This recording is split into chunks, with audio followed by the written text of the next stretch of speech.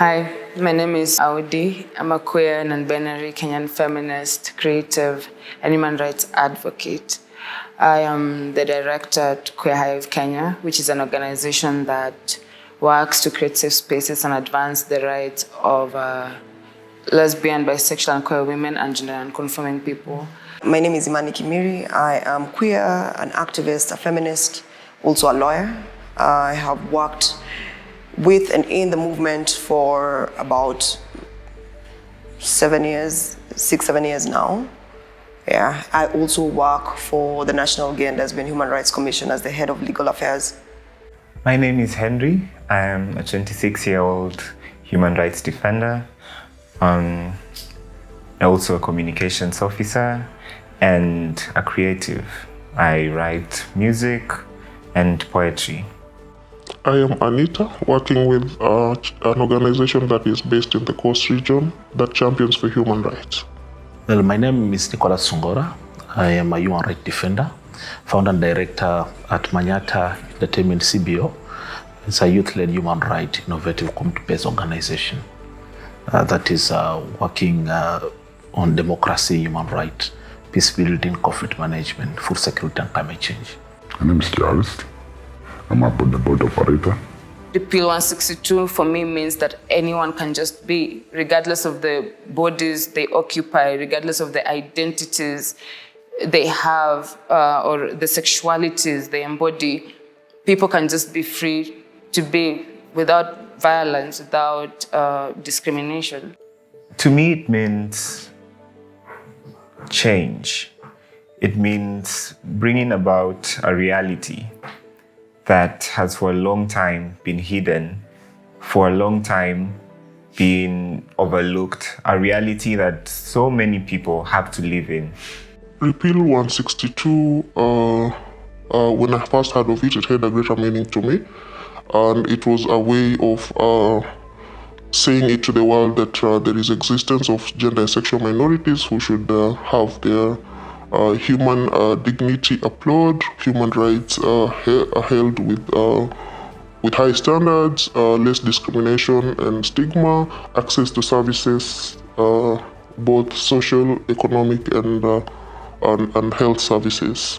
And so to me, it meant that a life that is just like any other human being. Repeal 162 means actually the process of wanting to debunk and do away with a section of the Penal Code that actually contravenes and goes against the Kenyan Constitution, the aspect of equality and freedom for people in the same state. And Repeal 162 for me could be a giant step because it will show the maturity of a society that is increasingly understanding its membership. Section 162, in my understanding, is in itself discriminatory because I want to believe that despite all our inclinations or anybody's perceptions, love relations are personal matters. I never deliberately thought about it going to court, but I also feel like I belong to a group of younger activists who came into the space when there were organizations, there were resources, there was funding. So I think I came into the space when there was a promise of better things. So it really did not surprise me that a case like Repeal 162 could go to court. I just felt like it was about time. Honestly, no. Given the political culture, religious culture, I mean, basically culture has a lot to do with everything in this context. And for that particular reason, I wouldn't think that it would make it to court. I personally did not ever think Repeal 162 would make it to the courts because a few years ago, I think talking about the gender and sexual minorities in Kenya was unheard of. For the mere fact that it went through all these stages and even up to the courts to be heard, like the whole country and internationally, for me, it was a milestone. For sure, I never thought that a case like Repeal 122 will even get to the justice doors.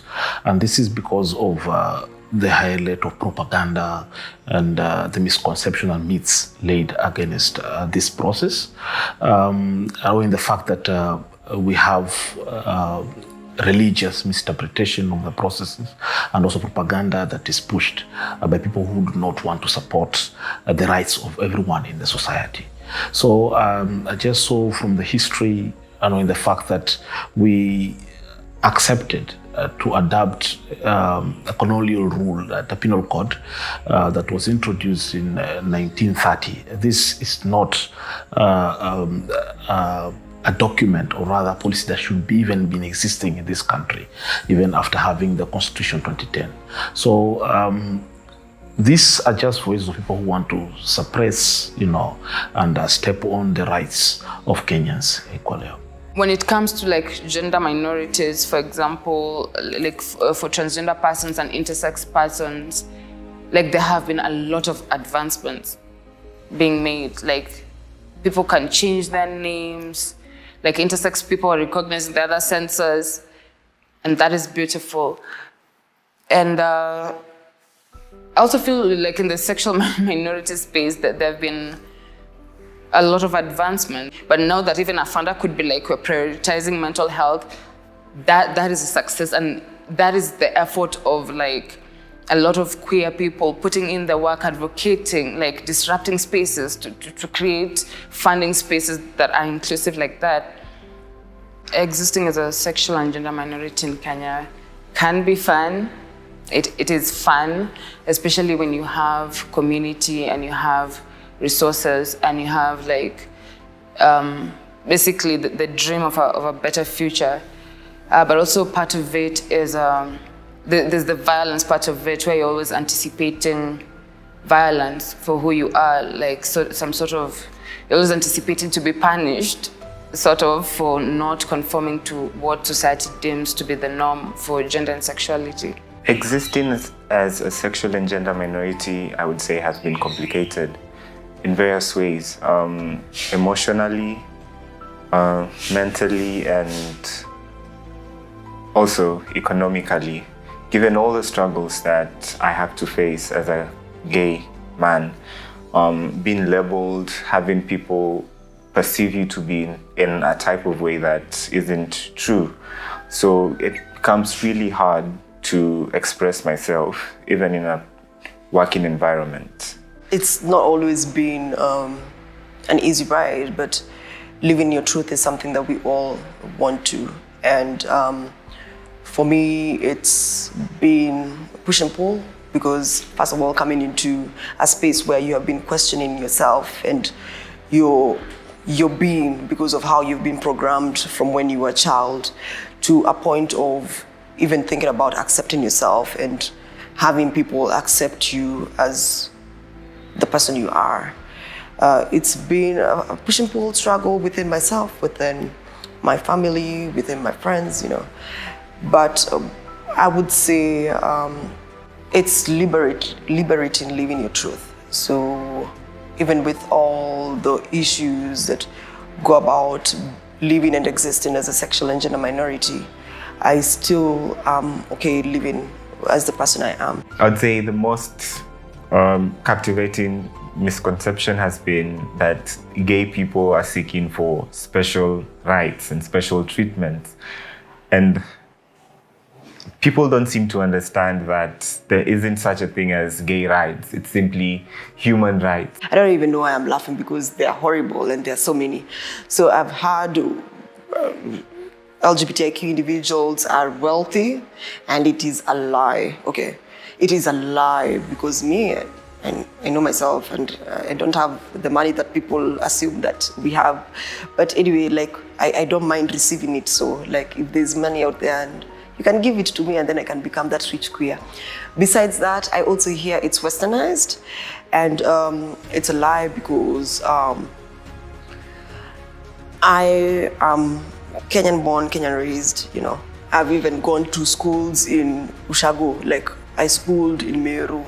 And even when I was in Meru, like you can expect, and it was way back because I'm young, but it was way back. So like a lot of people even in the school I was in Meru, people were getting expelled for lesbianism. And it's way back in Meru. So like, how are those people knowing about Westernization?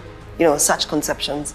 And then also another thing about religion, it's about if queer people are allowed to live or affirm who they are, it will be going against the family. At how do queer people get children? How do it would be like a breach towards what the family unit is, which is also a myth. Like, you don't need to have kids to have a family, but let alone, kids are not only gotten from, man and woman procreating, right? Like, there's so many ways that people can get children through adoption, through artificial insemination, through surrogacy, through even becoming community parents. When the judgment was made against the case on Repeal 162, I really felt bad as an individual, and also I really felt bad as a human rights defender, owing the fact that the aspect of rights of people in Kenya was on test, and this was a denial of, and also owing the fact that the Penal Code is actually going contrary with what is mentioned in the Kenyan Constitution. So this was actually a fight against a supreme law of this country. Devastated, of course, because I was not only thinking about the devastation that comes from me being queer and having such a blow issued to us by the court, but also devastation that comes from a community that had so much hope pegged on a case that had gone to court. Like, there was so much momentum that had been raised in regards to supporting this case by queer people and allies alike, to the point that there was, light at the end of the tunnel. Like, people could see, people had already started envisioning a life where we are not being criminalized because of who we love or who we are. When the judges upheld sections 162, 163, and 165 of the Penal Code, part of me was not surprised because I had a feeling they would do that, but also part of me was heartbroken. And I remember that day I wanted to call my mom, and wow. I don't know, I just felt it was the sort of disappointment you want to share with someone who gets a certain way. And the fact that I couldn't call her, yeah. And the fact that I couldn't call her, like, kind of just reminded me of the marginalization in society that a lot of LGBTQ plus persons have to hide, have to have double lives, have to have a facade around certain people for survival, because as a child you're expected to do certain things. But I'm glad Repeal 162 started a conversation that I think many people didn't know about prior to that. A lot of things will change. Number one, because of the capacity I work for, the movement, I would think about a situation where I wouldn't be reporting, I wouldn't receive a lot of cases of violations and indignity or discrimination that is subjected towards LGBTIQ people, because there is a law that has already repealed sections that are already violating people's rights. I would think that I would be able to live freer, if there's a word like that, because even as of now, even as I'm living my truth, of course there are places that, or there are things that people would look at you and just assume that you're some sort of an alien. So I would assume that there would be a freer, more safer space to exist as a queer human being. I would think that more queer people would be able to take up more spaces unapologetically without fear of discrimination or violations, being subjected towards them. If Repeal 162 was to be successful, I feel I'd be freer to do the simple things that people take for granted, right? Like walking in town, like renting spaces, like just existing in spaces without the fear or anticipation of violence. And this is not to say that society will change overnight just because the laws have changed. But it is to say that when the law is on our side, it means that perpetrators of violence will be held accountable. It will mean that queer and trans people, the rights of queer and trans people will now be respected. I think there is hope everywhere. And in Kenya, if we do the work correctly, definitely people someday will be able to exist as who they are. Provided who you are isn't set out to harm someone or to infringe someone of their rights, then definitely. I think there's hope. Like I said, I feel I came into organizing and the movement the queer movement, if there's such a thing, when there was like a lot had changed. There were safe spaces. People could express, when I go online and there are all these pages and there's all this queer content, like that is enough hope for me. I'm just like, people out here thriving, people out here living their dreams, despite all the stigma and discrimination against them. And yeah, that gives me hope that things could get better. Do I think there's hope in Kenya for people to exist just as they are? I actually do. I think there's so much hope. And I will bring about an issue of the situation right now is not similar to what the situation was when I was joining the movement or even when the movement was being started, I think we will get to a point where we are all just living as who we are, and there won't be a problem about you being a particular way or belonging to a particular group or a particular class. I believe equality will be achieved.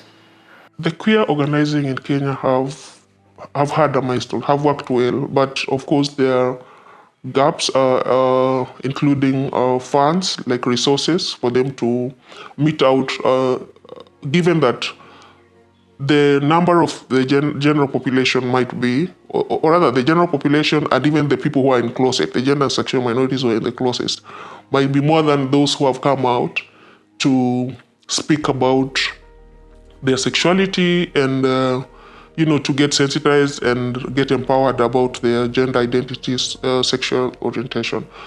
And so there is need for a lot of other resources so that we can reach out to a lot of people on the gender and sexual minority issues. And then there is also a level of stigma and discrimination that makes this organizing makes it hard to reach out to all the players in ensuring that there is coexistence. And then change also takes a lot of time. So you would want, if you're training the police, you would not train them once. You would not have a sitting with them once and expect them tomorrow to treat the gender and sexual minorities without violating their rights. So those frequent trainings and frequent meetings and sensitizations would definitely need a lot of resources. I would definitely say that queer organizing in Kenya has a long way to go.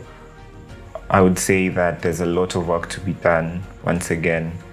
I would say that we also need to adjust to the fact that times are changing and that strategies need to be adjusted as times change. And one important thing is to find ways of queer organizing that are relevant to our particular context. I love the resilience of this community. like I think the most beautiful thing about this community is its ability to heal itself, and also to extend this healing to other people. But also there's also the bit of it that is very, I don't know, what do you call it? Like it's very antagonistic. Is that the word? Yeah, because we, in a capitalist system, there's this idea that we are fighting for scarce resources. And because of that, we find ourselves turning against each other for these scarce resources. Sometimes we find ourselves letting go of our politics, what we stand for. We forget why we started this thing at all. Am I glad to be part of the organizing space? Yes, I am. And all I can say about organizing in Kenya is that I wish people understood that it's not our differences. That is the problem. Like, our differences have never been the problem. It's just the inability to accept these differences. It's just the belief that we should all look the same, that we should all aspire to the same things. But I'm like, like, I cannot be, for example, like, I'm a non-binary person, but I cannot be a non-binary person like another non-binary person does the non-binariness, right? And once we accept this, like difference is not a problem. Actually, difference is a resource people can tap into. I feel we could go far. I want to recognize that the queer organizing and movement is really doing an impressive work and standing and pushing for the rights of everyone in the society to ensure that the supreme law is really practical vis-a-vis against what we have as a colonial rule, as the Penal Code. I will say in terms of gaps, yes, there are gaps. In terms of devolving the civic education for people to understand, people to subscribe to the process.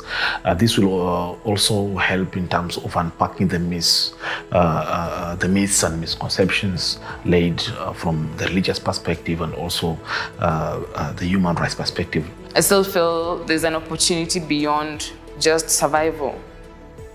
Like, we could aspire to thrive, to dream bigger. Like there's more to just survival. And I hope if we survive now, then the queer generation that comes after us will not have to just survive.